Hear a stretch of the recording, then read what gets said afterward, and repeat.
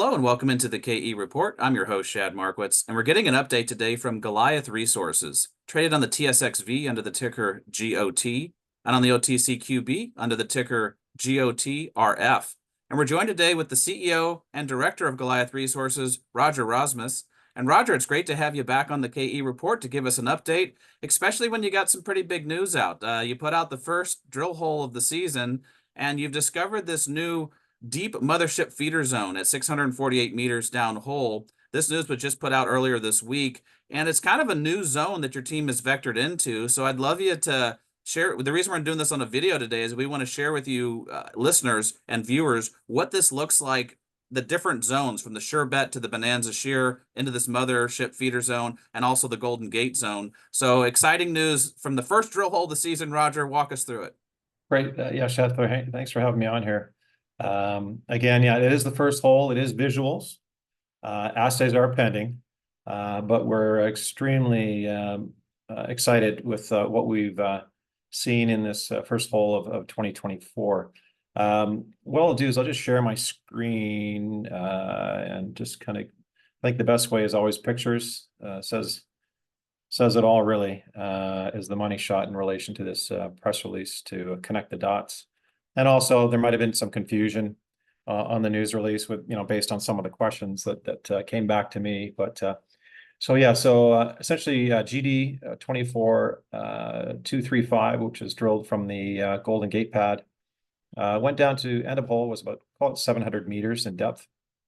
Should note, it's still about 125 meters above the valley floor. So we haven't even actually gone below the valley floor, which is pretty interesting. So this hole did intercept the Bonanza Zone. It did get about a 12-meter intercept of abundant visible gold, pyrrhotite, pyrite, galena, etc. Essentially, the things that we do like to see in the core, we know, or sort of gives us some confidence that it will have a good chance of running once it comes back from the lab. And then further downhole here, we hit this new zone, the Mothership Feeder Zone. And that one there, we hit between 530 and 554, let's call it. Of that, we hit about just over 24 meters of this porphyritic intrusion containing veins, abundant visible gold, molybdenite, and lots of bismuth. So what's interesting here is we've never seen this amount of moly and bismuth together. Certainly that's a 2-millimeter nugget of moly, which gives us an indication that we're possibly like honing in closer to the main big feeder zone of the system, the Surebet system. And then below that, again, some people might have missed this, a third intercept. We're interpreting it as the Golden Gate question mark there from 550 meters to 650 meters. There was 100 meters of andesite with high density of quartz veins and sulfides. And then within there, there was 10 meters of, again, veins, abundant visible gold, 30% pyrrhotite, 3% chalco, 1% sphalerite, 1% pyrite. So these are all not really good things to see as well. Also, we're not discounting the other 90 meters here because we are seeing sulfides that could carry mineralization. Will it be all economical grades? I have no idea. But certainly with the 10 meters that we're talking about down here, and let's call it the Golden Gate here for this discussion, looks very, very interesting. And I think we have a good shot of those that portion running at some decent grades. So, should mention the hole 197 that was drilled in 2023 ran 9 meters over an ounce per ton gold equivalent. So in comparative to our 12-meter intercept within the zone here at Bonanza, I think we have a good shot of possibly recreating those type of numbers. And again, that was 9 meters, almost true width. And we were talking just pre-record there. How do we know that this Mothership feeder is different from the balance of the what we've been drilled to date? And really, it's more of this porphyritic intrusive type material that we're seeing, and which obviously we're extremely excited about. While I've got this image here, some of the folks might remember the Jackpot which ran, we got samples there over 21.5 ounces of gold equivalent. That sits off about 1 kilometer off here to the east southeast, and that actually is below the area, or essentially below the Golden Gate. And as we know, the Golden Gate, or pardon me, the Bonanza is contact between the sediments above and the volcanics below. It does seem to be dipping down kind of off here to the east, southeast, as well as Golden Gate. So potentially, that jackpot off to the east, where we got 500 meters of strike, 400 meters of vertical relief. Maybe they're all connected again, or possibly that we have another one of these fingers coming up, feeding the jackpot off to the east. So which we'll be drilling later this year. Yeah, Roger, that's what I was actually thinking about as you were talking, is could that jackpot be connected to this mothership feeder? It seems like that had more copper in it, though, for people listening. And this, just maybe outline again, you mentioned it already, but just maybe put a little more color on it. When you drill down through this new mothership feeder, the mineralization is slightly different than right below that in the Golden Gate zone. And so, and I think it was the molybdenum and bismuth that you were saying were the pathfinders that lead you to think this could be closer to the heat source. So maybe just break that down a little bit, what this could mean if there's a Golden Gate zone, but then even below that, this mothership feeder, and then how would that relate to jackpot that has more copper in it? Yeah, it's one of these things that we just need to keep drilling. And we have all sorts of theories of what the heck is going on here. And essentially that, the diagram here with the two separate zones, obviously it is a different part of the system, and to what degree is it attached or potentially attached to jackpot with the higher copper? It's anyone's guess, So, one thing we can all agree to is, what is it?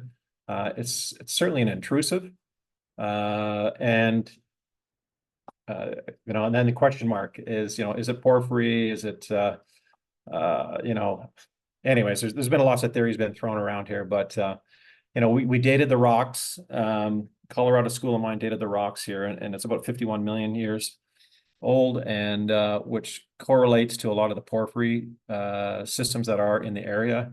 So, and just with some of the thin section work and the double bubble and whatever the things they do in the lab, it was their opinion that most likely porphyry is source. But again, it's the jury's still out on that one, and we'll just keep on drilling and just find out really how big this thing is and where is the feeder.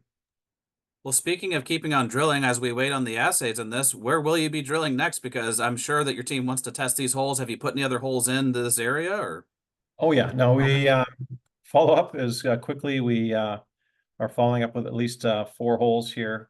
Currently, there is 1 hole again off the Golden Gate pad. That's going to be about a 900-meter hole.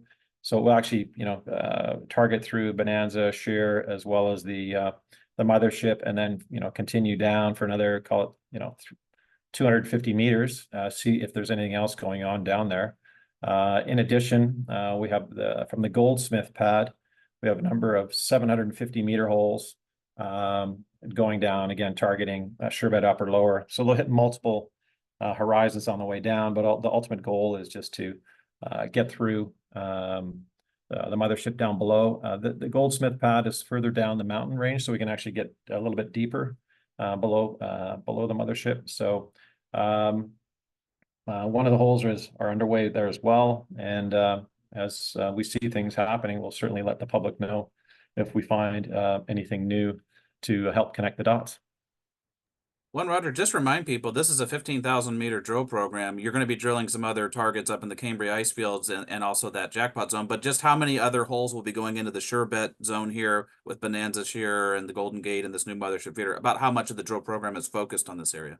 Yeah, most of that, call it 12,000 meters is here for sure, or more, depending on what things continue the way we go. We do have our foot on a couple other rigs if necessary, to expand the program if required.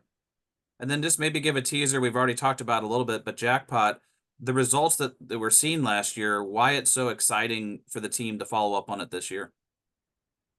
Well, it's essentially was brand new discovery, never been drilled before, never been sampled before until, we came along. And it has the same type of textures, the same similar type of grades, that we're seeing at Surebet. I do have a rock here, and really the ultimate goal is so we can find some more of this stuff. That's running about 30 ounces of gold and 90 ounces of silver.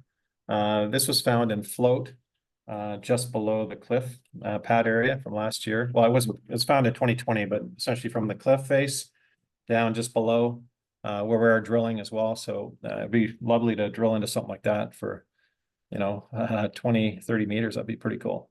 Yeah. Well, and there's been lots of visible gold just even in the core you've already pulled out. So it's encouraging. We'll wait for the assays, but it looks like the mineralization is running, as they say, Roger. And so it's going to be exciting to see when do you expect the assays to come back on some of these? Yeah, I mean, we've already submitted, a bunch of the holes. Certainly the stuff that looks really, really good that we have a high confidence that it'll most likely run. And as you know, assays are the lifeblood of any junior exploration company. So, expect that, we may have some assays in a short period of time, but, typically it's sort of, 3 to 4 weeks at the moment, I think the lab is. And then as the season goes on, obviously it gets longer and longer as the program or other programs are sending material to the lab.